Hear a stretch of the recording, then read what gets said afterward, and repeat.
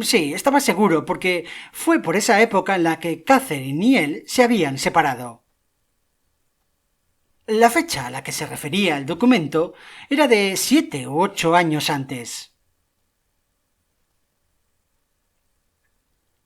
La historia empezó en el 60, en el 60 y tantos, en el período de las grandes purgas, en el cual los primitivos jefes de la revolución fueron suprimidos de una sola vez.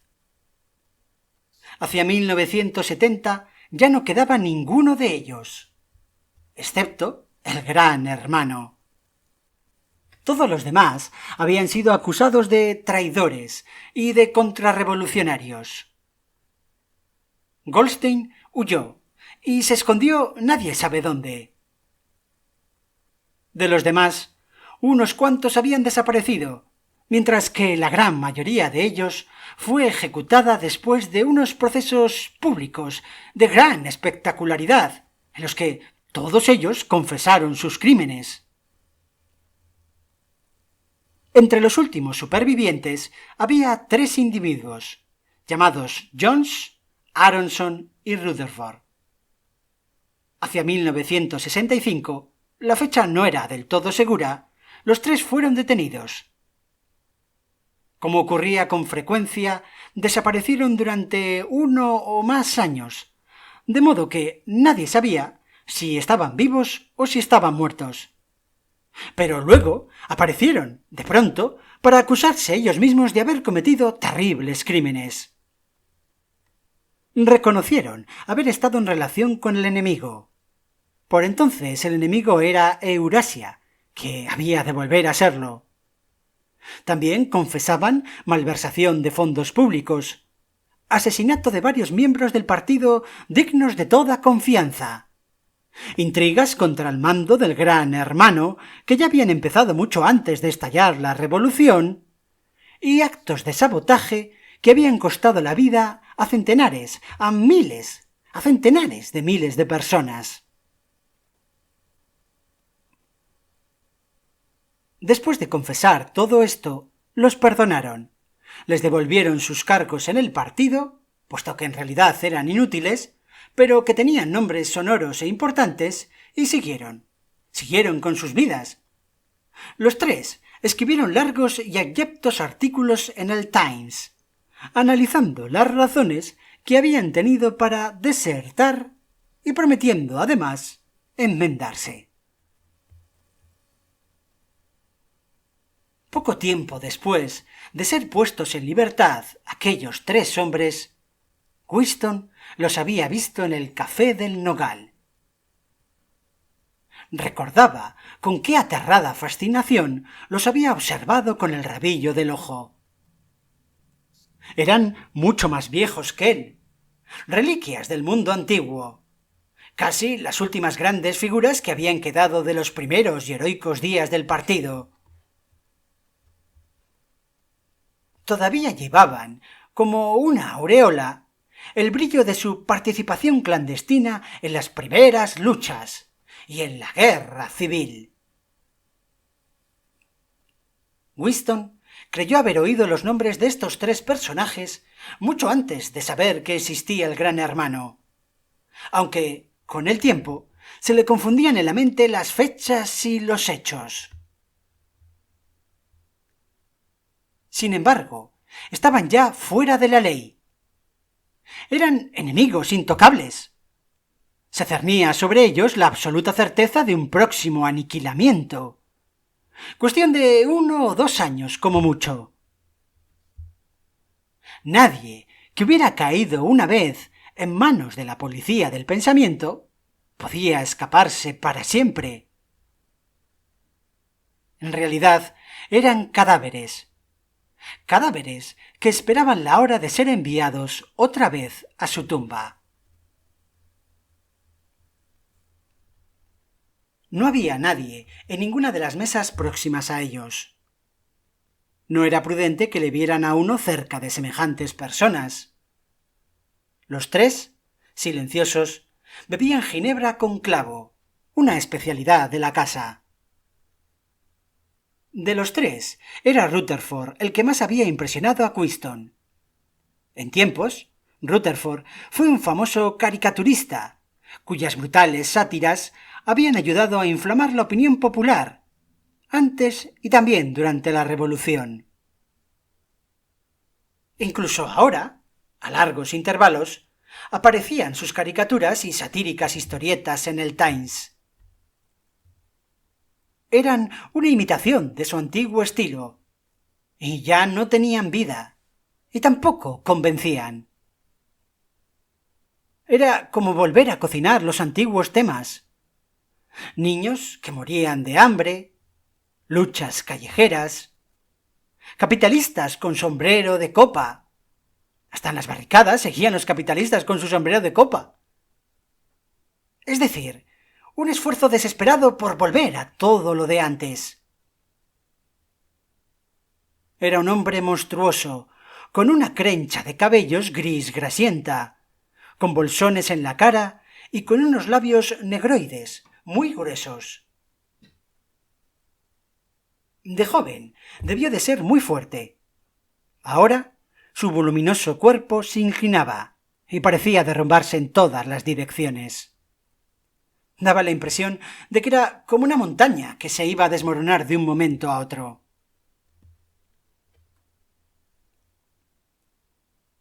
Era la solitaria hora de las 15. Winston no podía recordar por qué había entrado en el café a esa hora. No había casi nadie allí. Una musiquilla brotaba de las telepantallas, y los tres hombres, sentados en un rincón, casi inmóviles, no hablaban ni una sola palabra. El camarero, sin que le pidieran nada, volvía a llenar los vasos de ginebra, una y otra vez. Había un tablero de ajedrez sobre la mesa, con todas las piezas colocadas, pero no habían empezado a jugar. Entonces, quizás solo durante medio minuto, ocurrió algo en la telepantalla. Cambió la música. Era difícil describir el tono de la nueva música. Era una nota burlona, cascada, que a veces parecía como un rebuzno. Winston mentalmente la llamó la nota amarilla. Y la voz de la telepantalla cantaba: bajo el nogal de las ramas extendidas, yo te vendí y tú me vendiste. Aquí yacen ellos y aquí yacemos nosotros, bajo el nogal de las ramas extendidas.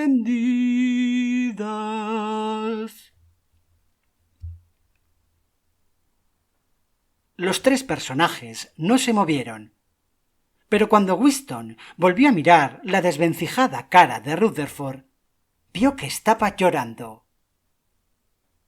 Por primera vez observó, con sobresalto, pero sin saber por qué se impresionaba, que tanto Aronson como Rutherford tenían las narices partidas. Un poco después, los tres fueron detenidos de nuevo. Por lo visto, se habían comprometido en nuevas conspiraciones, en el mismo momento de haber sido puestos en libertad. En el segundo proceso confesaron otra vez todos sus antiguos crímenes, con una sarta de nuevos delitos añadidos. Fueron ejecutados, y su historia fue registrada en los libros de historia publicados por el partido, como un ejemplo para la posteridad. 5 años después de esto, en 1973, Winston desenrollaba un día unos documentos que le enviaban por el tubo automático, cuando descubrió un pedazo de papel que evidentemente se había deslizado entre otros y que había sido olvidado. Enseguida vio su importancia. Era media página de un Times de 10 años antes. la mitad superior de una página, de manera que sí incluía la fecha, y que contenía una fotografía de los delegados en una solemnidad del partido en Nueva York. En el centro del grupo sobresalían 3 personas: Jones, Aronson y Rutherford. Se les veía claramente. Además, sus nombres figuraban al pie. Lo cierto es que, en ambos procesos, los 3 personajes confesaron que en aquella fecha se hallaban en suelo euroasiático, que habían ido en avión desde un aeródromo secreto en el Canadá hasta Siberia, donde allí tenían una misteriosa cita. Se habían puesto en relación con miembros del Estado Mayor euroasiático, al que habían entregado importantes secretos militares. La fecha se le había grabado a Weston en la memoria, porque además coincidía con el primer día de estío. Pero toda aquella historia estaba ya registrada oficialmente en innumerables sitios. Y sólo entonces había una conclusión posible. Las confesiones eran mentira. Desde luego, esto no constituía en sí mismo un descubrimiento. Incluso en aquella época no creía Weston que las víctimas de las purgas hubieran cometido todos aquellos crímenes de los que eran acusados. Pero es que ese pedazo de papel era ya una prueba concreta. Un fragmento del pasado abolido, como un hueso fósil que reaparece en un estrato donde no se le esperaba y que destruye una teoría geológica. Bastaba con ello para pulverizar el partido, si es que pudieran publicarse en el extranjero y se pudiera explicar bien su significado. Weston había seguido trabajando después de su descubrimiento. En cuanto vio lo que era la fotografía y lo que significaba aquello, la cubrió con otra hoja de papel. Afortunadamente, cuando la desenrolló, había quedado de tal modo que la telepantalla no podía verla. Se puso la carpeta sobre su rodilla y echó hacia atrás la silla para alejarse de la telepantalla lo máximo posible. No era difícil mantener inexpresiva la cara e incluso controlar con un poco de esfuerzo la respiración.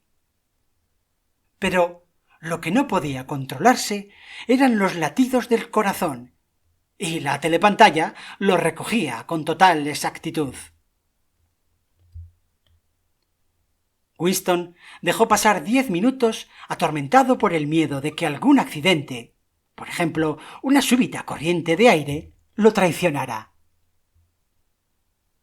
Luego, sin exponerla a la vista de la pantalla, tiró la fotografía en el agujero de la memoria, mezclándola con otros papeles inservibles. Al cabo de 1 minuto, el documento sería un poco de ceniza. Aquello había pasado hacía 10 u 11 años. De ocurrir ahora, pensó Weston, me habría guardado aquella foto. Era curioso que el hecho de haber tenido ese documento entre sus dedos le pareciera constituir una gran diferencia incluso ahora, en que la fotografía misma, y no sólo el hecho registrado en ella, era sólo un recuerdo.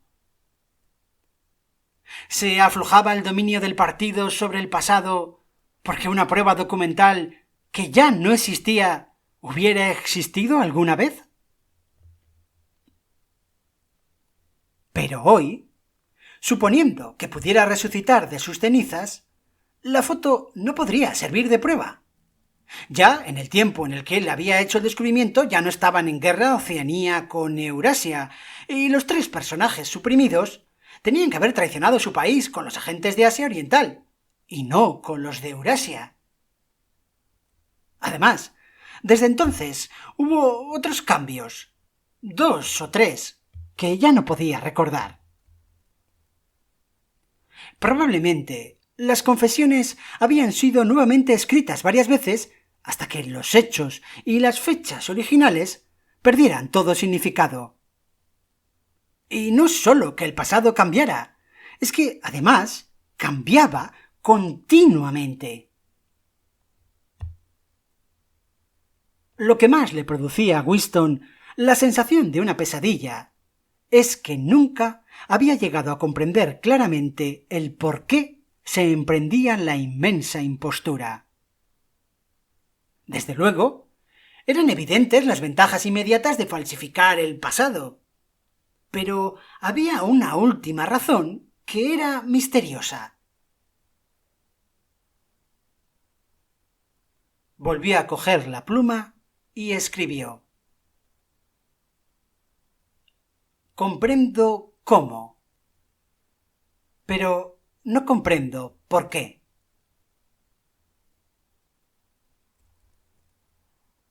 Se preguntó, como ya lo había hecho muchas veces antes, si no sería él el loco. Quizás un loco era solo una minoría de uno. Hubo una época en que fue señal de locura el creer que la Tierra giraba en torno al Sol. Y ahora era locura creer que el pasado es inalterable. Quizá fuera el único que era capaz de sostener esa creencia. Y por tanto, siendo el único, estaba loco. Pero la idea de ser un loco no le afectaba mucho. Lo que le horrorizaba era la posibilidad de estar equivocado, que es distinto. Cogió el libro de texto infantil y miró el retrato del gran hermano que llenaba la portada. Los ojos hipnóticos se clavaron en los suyos. Era como si una inmensa fuerza empezara a aplastarle a uno. Era como algo que iba penetrando en el cráneo, que le golpeaba a uno el cerebro por dentro, que le aterrorizaba y que llegaba casi a persuadirle que era noche cuando en el fondo era de día. Al final, el partido anunciaría que 2 y 2 son 5, y entonces habría que creerlos. Era inevitable que llegara algún día el 2 más 2 son 5. La lógica de su posición así lo exigía. Su filosofía negaba no sólo la validez de la experiencia, sino el hecho de que existiera la realidad externa. La mayor de las herejías era, por tanto, el sentido común. Y lo más terrible no era que le mataran a uno por pensar de otro modo, sino que, además, pudieran tener razón. Porque, después de todo, ¿cómo sabemos que 2 y 2 son efectivamente 4? ¿O que la fuerza de la gravedad existe? ¿O que el pasado no puede ser alterado? ¿Y si el pasado y el mundo exterior solo existen en nuestra mente? Y siendo la mente controlable, también puede controlarse el pasado y lo que llamamos realidad. ¡No! ¡No! ¡No! A Winston le volvía el valor. El rostro de O'Brien, sin saber por qué, empezó a flotarle en la memoria. Sabía, con más certeza que antes, que O'Brien estaba de su parte. Y por eso escribía este diario para él. Era como una carta interminable que nadie nunca leería, pero que se dirigía a una persona determinada y que dependía de este hecho en su forma y en su tono. El partido os decía que negaseis la evidencia de vuestros ojos y de vuestros oídos. Este era su orden esencial. El corazón de Winston se encogió al pensar en el enorme poder que tenía enfrente, en la facilidad con que cualquier intelectual del partido lo vencería con su dialéctica, con sutiles argumentos que él nunca podría entender y menos aún contestar. Y, sin embargo, era él, Wheaston, quien tenía razón. Los otros estaban equivocados y él no. Había que defender lo evidente. El mundo sólido existe y sus leyes no cambian. Las piedras son duras, el agua moja. Los objetos faltos de apoyo caen en dirección al centro de la Tierra por la ley de la gravedad. Con la sensación de que hablaba con O'Brien y también de que anotaba un importante axioma, Wheaston escribió: La libertad es poder decir libremente que 2 y 2 son 4. Si se concede esto, todo lo demás vendrá por sus pasos contados.